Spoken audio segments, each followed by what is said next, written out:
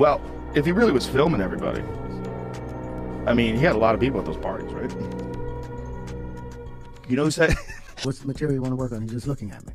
Then next thing you know, okay, hey, will you help me? I want to hear your music. So I come over there and play the music. And he's sitting there, just looking at me, like waiting. Okay.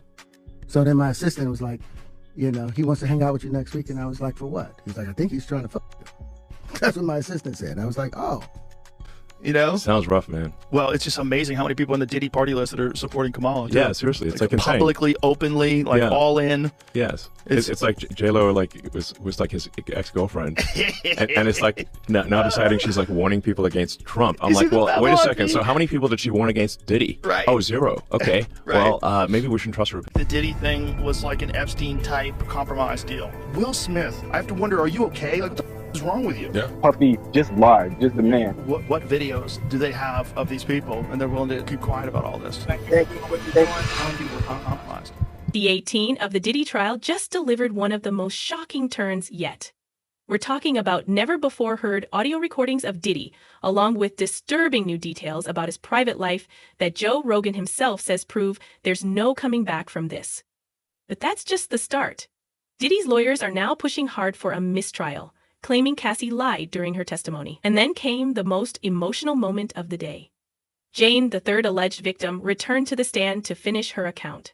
She reportedly broke down in tears as she described exactly what Diddy made her do during the notorious freak-offs. This case is spiraling into darker territory with every passing day, and there's a lot to unpack. Let's break it all down. And then there's also like people that are elites, and that's their thing. Like their thing is to do something that is horrible, and you know, it's not available to other people. So it's like, I think there's like a sickness that people have when they have power, like extreme power, and then they, well, what else can I do? What else can I do? What else is what else is taboo? What else is forbidden? Like all this Diddy shit that's coming out. Like, I was just gonna say, doesn't that sound topical? Jesus Christ! The first day of the trial, did you pay attention to any of that stuff? I looked at it for like 10 minutes this morning. I was like, I gotta stop. I can't look at this. Well, what freaks me out is the people sitting in the courtroom listening to it. Right. And there's a wide spectrum of people that are getting subjected to it, and you just sit there and go, yeah. Well, not only that, how about the fact that this guy was running this for decades? He was doing this for decades to who knows how many fucking people, and everybody was scared to talk about it because he'd have them. I don't know how many people came out of the fame as a young person and were fine, but the people that stay and keep doing it, they're not fine. Most of them. I mean, maybe there's a few. I mean, I'm not saying it's impossible to do, but I'm saying the challenge of becoming a normal person with like a normal view of the world when, you know, you're getting doted on when you're 6 and you're the moneymaker in the house when you're a little kid, like your parents stopped working to manage you. You know, Justin Bieber had a post the other day on his Instagram talking about all the drugs that he did when he was younger and how much it fucked him up. And now he's just got a relationship with the Lord, and he's got, you know, he's married and he's trying to be a normal person. Yeah. But he's struggling with the fact that he was insanely famous when he was a kid. If you're enjoying this story, kindly do us a favor and subscribe to our channel. It is free and won't cost anything, but it means the world to us. We're just a small channel trying to grow. Thank you, and back to the video. Diddy's behavior, as detailed in testimony, is nothing short of troubling. According to witnesses, he and other influential members in his accused sex trafficking network coerced women into demeaning activities, all motivated by a warped fascination with control. Cassie's testimony offered a disturbing image. Diddy would sit in the corner, organizing everything, giving detailed orders to male escorts, even down to where they should end. If Cassie said or did anything he didn't approve of, his rage would flare, and he would physically throw her around. To him, Cassie wasn't a person. She was an item, a toy to be used, manipulated, and discarded at pleasure. Yeah, it's really wild, man. Evil is a real thing, you know? Nobody wants to believe, because if you believe in the devil, right? If you believe in Satan, you believe in something that's silly. Like most people believe, a lot of people believe in God. If you ask people, do you believe in God? Yeah, well, I'm not religious, but I believe in God. Okay, well, do you believe in the devil? Most people will say no. But do you believe in evil acts? Well, yeah, well, people certainly do evil things. Well, where do you think that comes from? If evil is real, what is it about us that makes us want to deny the possibility that there's some nefarious force that is in human beings that influences human beings. It's not as simple as like some people are bad, some people are good. No, maybe evil is a real element that you have to fight in life, and that maybe this is just something that's been documented all throughout history, but our arrogance and our secular society wants to keep us from recognizing that as an actual factor. If you don't mind me asking, because I know the topic is sensitive, what happened to Usher? I heard about some music executive from the industry back in Harlem. You know, I heard it from some music executives back in Harlem. And I'm not going to speak on their name. They doing programs and everything like that, and they may be doing some programs. They may speak on it themselves. But I heard it from some music executives. Where did you hear it? Bro, you know how people be talking, and we was around some people, something like that, and then some people might say, yo, I don't F with that dude. And at the time, I didn't even know who the F Usher was. You know what I'm saying? It was one of those type of situations. And when somebody say, yo, man, I don't F with them. I'm getting out that industry and everything like that. You know, Puff sent this little kid to the hospital. How he sent him to the hospital? Man, nigga was bleeding from the, and that's what was said. But I didn't even have a name for the kid at the time. Then you hear it, and that's what happened. So, and just to hear this, and this new thing where they saying that they got kids coming forward and said that he did that, man, that shit is crazy. And like I just said, you know, that's just something that I heard. Their victim, 3, a former girlfriend of Diddy's known in court as Jane, broke down in tears on the stand today as she recounted the disturbing things he allegedly made her do. According to her testimony, Diddy demanded to watch multiple men be intimate with her at the same time. She also claimed he would force-feed her repeated doses of substances night after night, just to keep her awake and under his control. The third alleged victim, who goes by the pseudonym Jane, was back on the witness stand for her first full day of testimony. The prosecutor played an audio recording for the jury of a hotel night with a male prostitute Jane identified as Dawn.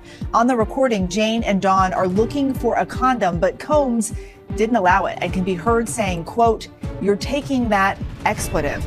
Jane testified, quote, "I just didn't want to disappoint my lover. He would be unhappy and wouldn't be satisfied with me." Jane went on to tearfully tell the jury about her birthday in 2023 when she said she was made to have sex with 3 different men in addition to Combs. The prosecutor asked why. Jane responded, "I don't know. It had become so routine," and added that she turned robotic. Jane told the jury that after a while, Combs didn't have to directly ask her for these hotel nights. She testified, "I knew it was to be expected." Combs has pleaded not guilty to all charges. If convicted, he faces the possibility of life in prison. I have 3 right now who are willing to give testimony about not only what Mr. Carter has done to them, but his wife as well. They're a nasty little couple. They do nasty things. What do you think happened with Kim? Keeping people against their will. Putting people on planes while they're unconscious.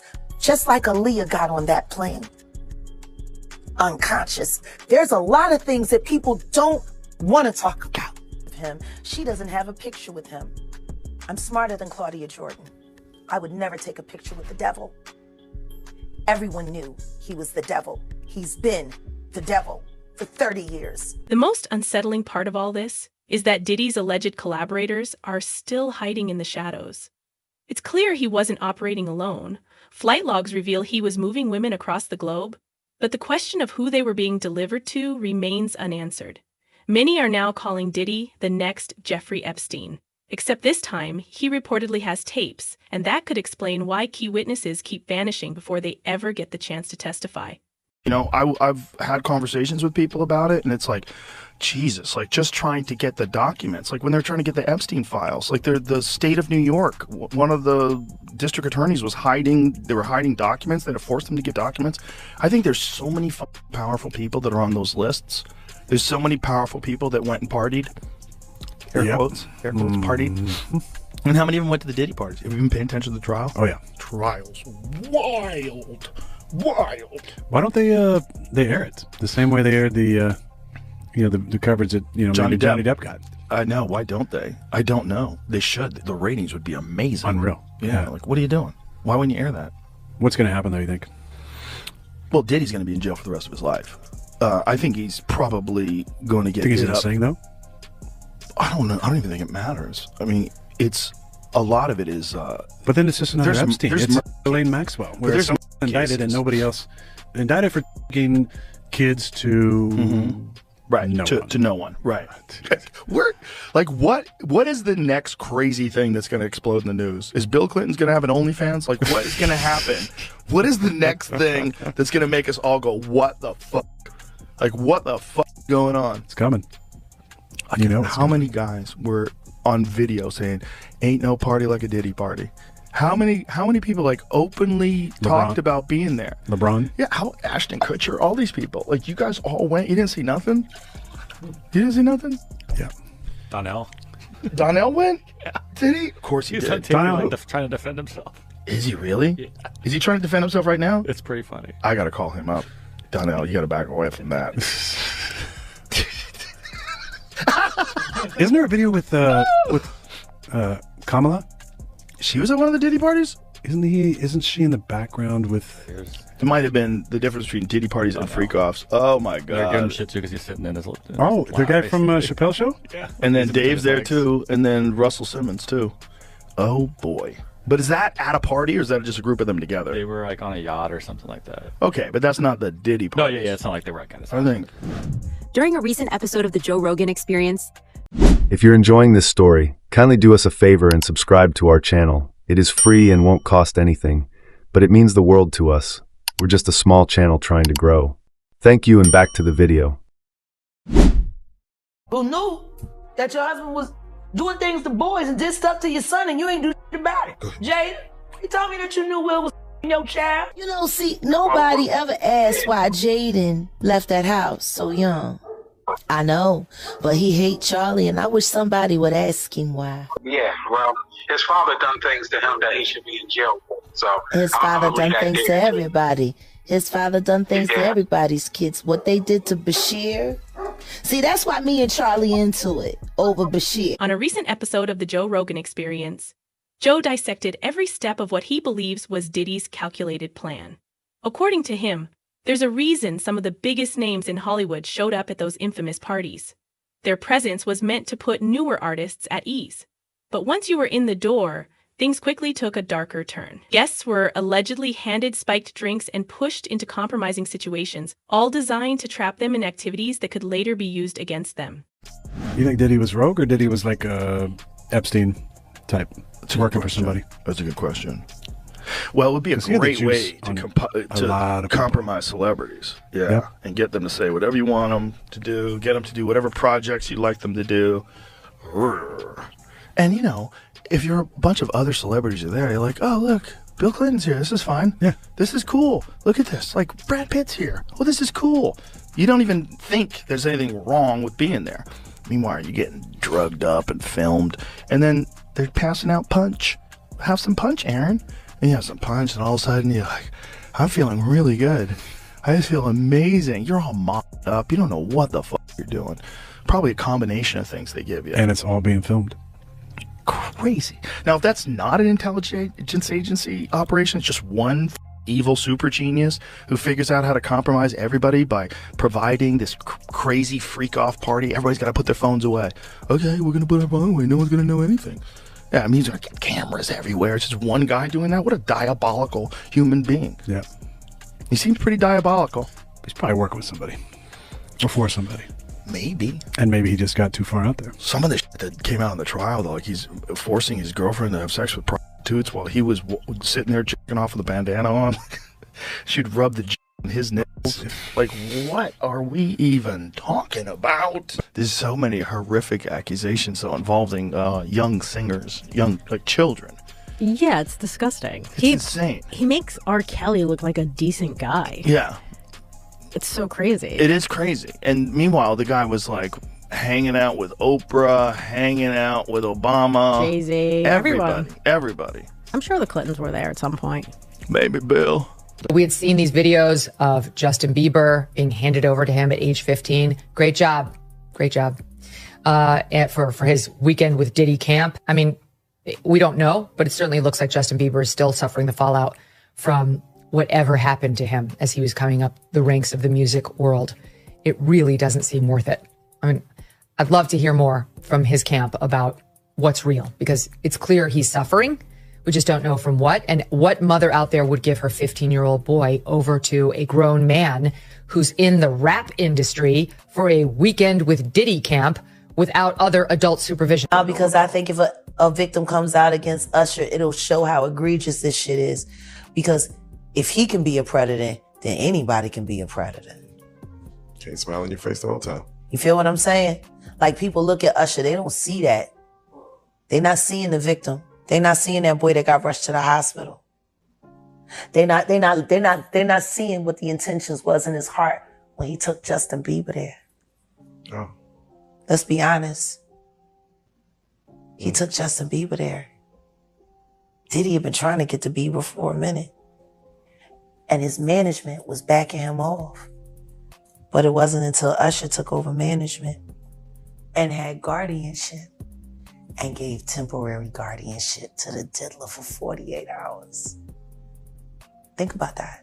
You know, Diddy bought his son a Bentley. Maybe, you know, he could buy you one also while you're He out. got me a Lamborghini. And just, Oh, well, that's nice. I haven't gotten it yet, though. Yeah, I know. When is that coming, that Lamborghini? We talked about this last He time. had the Lamborghini for a day or two, and he had access to the house. And he knows better than to be talking about the things that he does with Big Brother Puff on national television. So check this out, yo. Justin, you ever seen the movie 48 Hours? Right now, he's having 48 hours with Diddy, him and his boy. They're having the times of their lives, you know, where we hanging out and what we doing. We can't really disclose, but it's definitely a 15-year-old's dream. Why are witnesses suddenly disappearing months before the trial even began? Joe Rogan suggested it's possible that the raid on Diddy's estate wasn't just about gathering evidence. It might have been staged to destroy it. And is it really just a coincidence that the very witnesses who could have exposed Diddy's collaborators are now vanishing? One witness, who was supposedly under federal protection, even had her true identity leaked despite a court order meant to keep her safe. This has gone far beyond the crimes of a single music mogul. What we're seeing now is the shadowy side of Hollywood baring its teeth. Someone is pulling the strings behind the scenes, and the message to the witnesses is chillingly clear. We control what happens to you. By the way, interesting update from court. Sean Combs' counsel, Alexandra Shapiro, says some people on the internet think they've figured out who Mia is. We got this video, again, that might be used to impeach her credibility. We got this video also from random people on the internet. We don't think this was ever posted on her social media. It was on some random website. Should we show it to you? I got to ask you, I have to move on to this question, Serena. This is quite alarming. How is this possible? I have no idea how it's possible, and I'm sure Mia is probably, panicking in this moment in time. Like, are people stalking her on the internet, trying to figure out her identity? You know, she testified that she was a victim, essentially. There's rape shield laws that exist to try to protect people in her position. And so this is really getting very nerve-wracking probably for her and just absurd for the courtroom. If someone revealed her identity, is that a crime, Tyler? No, it's not a crime if somebody revealed her identity, especially if they're not a part of this case. The reason they have these confidentiality orders and protective orders is for the parties involved to do their best to protect a Jane Doe or anybody proceeding under a pseudonym's identity. It is possible for the public to learn their identity, but it's really the people who are part of the case who are agreeing to protect her confidentiality. Once she got into that on that stand, it's very possible that somebody knew her identity. What I find more troubling and less likely is if this video is being sent by random people on the internet, and that's what they want to proffer as evidence in this criminal trial, I find that hard to be admitted. If they could track the video from one person who could confirm the identity of the person, and then it can be used for impeachment evidence, that's different. But random people on the internet sending videos, that opens the door to a can of worms. No, it's great. So tell me about your birthday party. Am I invited? Yes. Yes, you're definitely invited. I invite you to all my parties. You just haven't seemed to show up. No, well, is it on the East Coast? Yes. Well, that's why. Why don't you have one here on the West Coast? Because I work all the time. Okay, well, maybe I have one at your house. Where's that?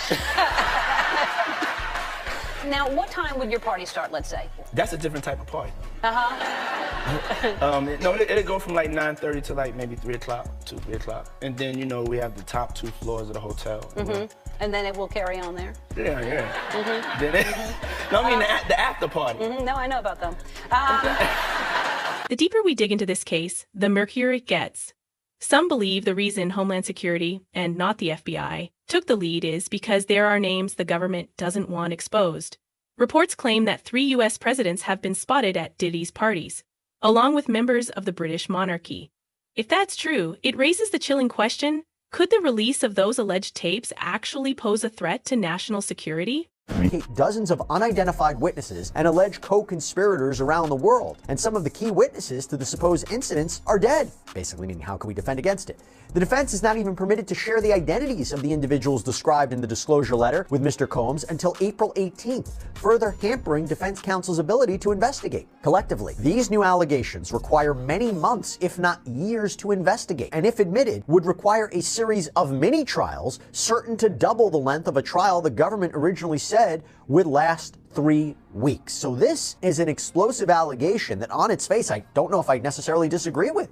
If they are bringing in evidence of uncharged conduct, wouldn't the defense have an opportunity to investigate it and challenge it? It seems like they're making a point. So if this evidence is allowed in, there is a chance this could delay the trial significantly. We all know Combs wants to go to trial, but how can he properly defend himself against this in just a few weeks? Who's the person that's #1 on that invitation list? Leonardo DiCaprio. And I can get on that list, Yes, right? without a doubt, you are invited. Wow. Okay, I've got a lot I can't tell. So, I can't tell that one either. I'm like actually cycling through them. There was one moment, so it's not really a party story, but our relationship was really bizarre. So it started over punked, because he was like, yo, don't punk you me. can't punk me. And I was like, I don't want to tell you, everybody's on the table. He's like, not me, I'm off the table. And so that started our conversation. We became fast friends, and we used to just hang out, watch football together. Diddy's victims say they felt completely trapped with no way to escape. He allegedly controlled every aspect of their lives, even using threats against their families to keep them silent. One witness, testifying under the name Mia, claimed that Diddy manipulated her into believing she was powerless.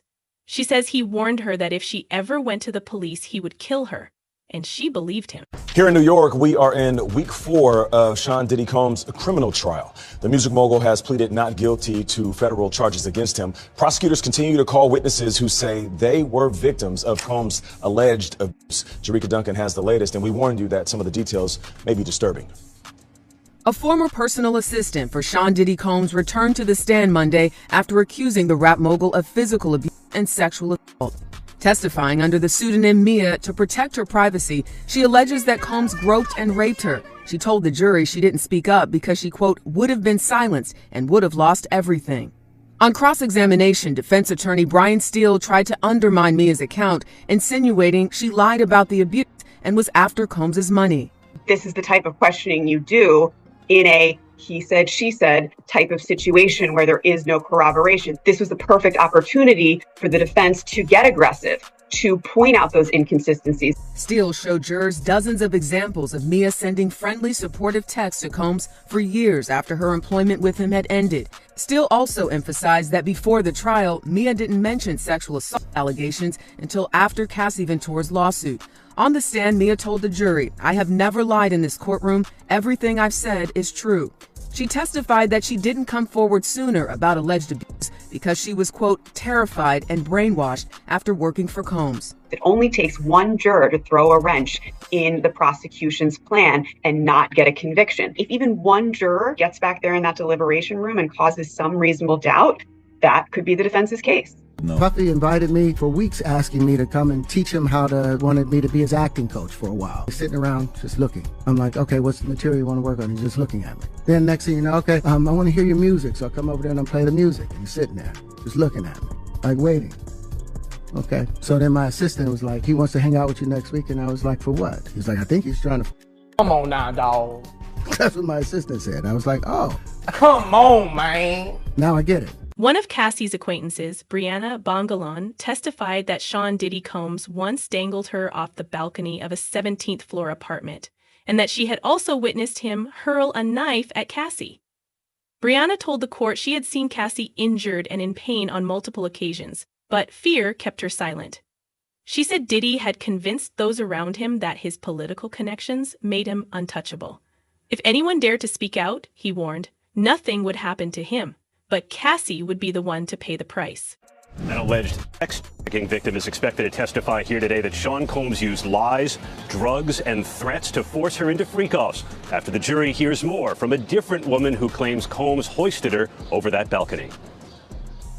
This morning, a critical witness for the prosecution, a woman testifying under the pseudonym Jane, who prosecutors say began a secret relationship with Sean Combs in 2020 and spent years in hotel rooms for forced sex. Jane's testimony will follow the cross-examination of Brianna Bongolan, known as Bono, who described years of drug use with her friend Cassie Ventura. Cassie, all the way right! And she testified Ventura FaceTimed her before the premiere of her movie The Perfect Match. I want to try something new. What did you see? Prosecutors asked. Her black eye, Bongolan said. I was a little quiet, and I remember saying, I'm sorry. Bongolan testified Combs once hoisted her over this balcony after barging into Ventura's apartment on the 17th floor. For a split second, I was thinking about if I was going to fall. She said Combs kept yelling at her, you know what the expletive you did, before throwing her onto this furniture, leaving bruises. Combs denied it happened, and the defense challenged her account. We have some video of her as well. And so she has been testifying about a particular incident in which Sean Combs dangled her over a balcony. We have some full screens we can put up for you in which we're telling you a little bit about who Brianna is. Now, she goes by the name Banna. She's a friend of Cassie Ventura, who sued Combs in 2024 for allegedly groping her and dangling her over a balcony. She testified about this incident. So Cassie Ventura testified about this particular incident, testifying under an immunity order granted by the judge. So yes, Brianna is under immunity here, immunity order. She got on the stand earlier and she invoked the fifth. So the big thing, the big takeaway from her testimony is about being dangled over the balcony. Defense counsel has really been trying to tear her testimony apart, attacking her credibility as well as inconsistent statements they're saying that she has made as to where exactly this dangling incident took place, saying that Cassie Ventura said it happened in a hotel, but you're up here on the stand saying it happened in an apartment, basically indicating that her and Cassie are colluding together just in order to get money from Combs, because Brianna has filed a $10 million civil suit against Sean Combs. So now no more communication. Now you know to be hands off with somebody. A number of producers come in and make the approach, and you punch them in the mouth, knock their head off for talking to you like, or looking at you like you're a woman. You know, when you approach a real man about his masculinity, you're going to get a real reaction back. It's a difference when a guy walks in a room and when a man walks into a room. And a man don't take the same things that a guy will accept. So always be the man in the room. So far, the only other person publicly named in the trial is Diddy's chief of staff, Christian Quorum, described by some as the Ghislaine Maxwell to Sean Combs' Jeffrey Epstein. According to testimony, Quorum's phone contained proof that Diddy made payments to have evidence destroyed.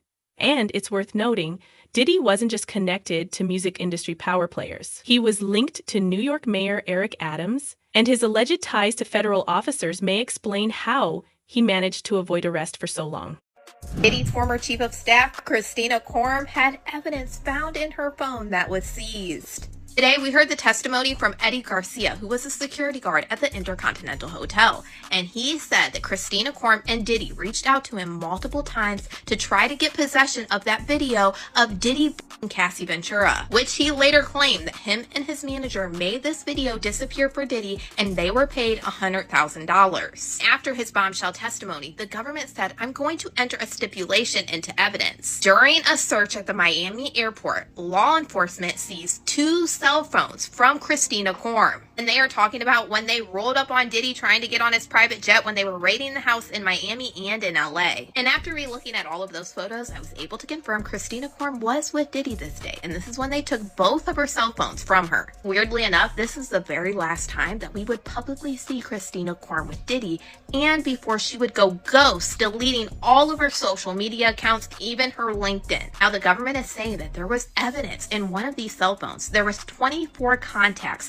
including one for Eddie My Angel. Eddie Garcia, the security guard, just had testified that Diddy kept calling him Eddie My Angel after he got the video for Diddy. And they were also able to confirm that it was Eddie's cell phone number that was attached to this name in this phone. And if you remember in his testimony, he said Christina Korum even called his personal number to try to get him to get this video. And there was another contact that said Eddie My Angel, friend Intercontinental. There was also a photo of the IDs on Christina Korum's device. In Eddie's testimony, he said that Diddy made them hand over their IDs before they signed the NDAs and got the $100,000. My man Charlie Mack, so Charlie was with me every step of the way. First out the limo, so Charlie has been with me, 30 years coming up in the business. So, he's surrounded by a whole lot of strength. He's surrounded by a whole lot of love, and all he has to do is add discipline, and he gonna be all right. It's like Uncle Will, who is best to give you advice, and it's Will Smith, and I'm getting so much good advice. I got my first acting role, Empire, and it's changing my life.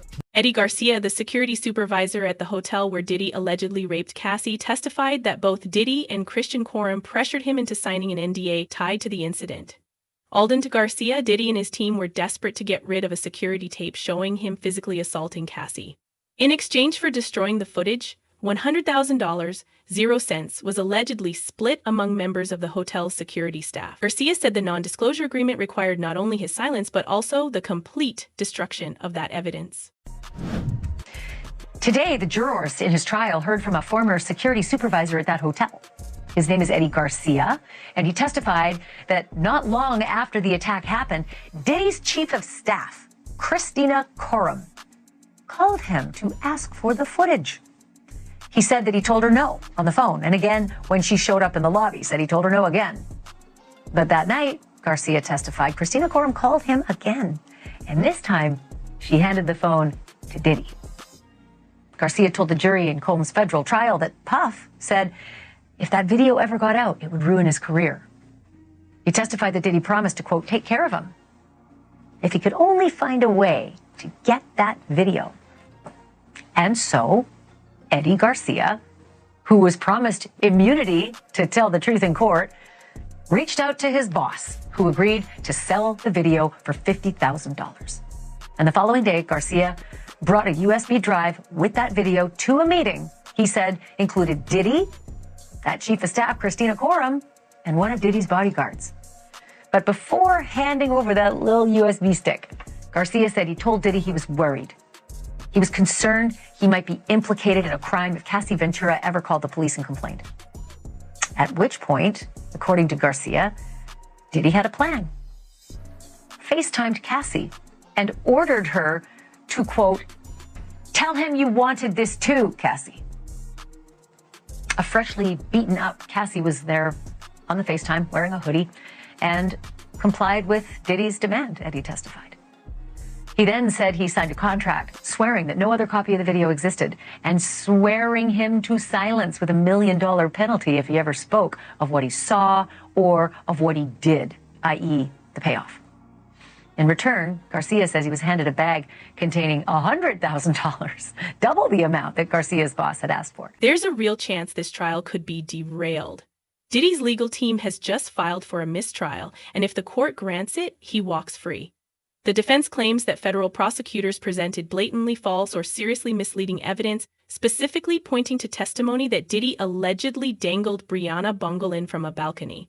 If the judge agrees with their argument, this entire case could collapse in an instant. There already have been tapes leaking around Hollywood, being shopped around to individuals in Hollywood, but one particular person contacted me to shop a particular video they were in possession of, and I can tell the video was pornographic in nature. Well, I'll say this. My concern was that I could not verify the age of the individual, so I didn't want to have anything in my phone because my issue is we can't determine if this person is 17 to 20. Victims are stepping forward, witnesses are disappearing, and the biggest names linked to this case are still protected. The real question now isn't just whether Diddy will be taken down, it's how many others could fall with him. Will this be the moment justice finally catches up, or will the elites bury the truth once again? What do you think? Is this the end of the road for Diddy, or will his connections bail him out yet again? Stay locked in. because this story is far from over. Like, subscribe, and hit that bell so you don't miss the next chapter in the unraveling of one of Hollywood's darkest scandals.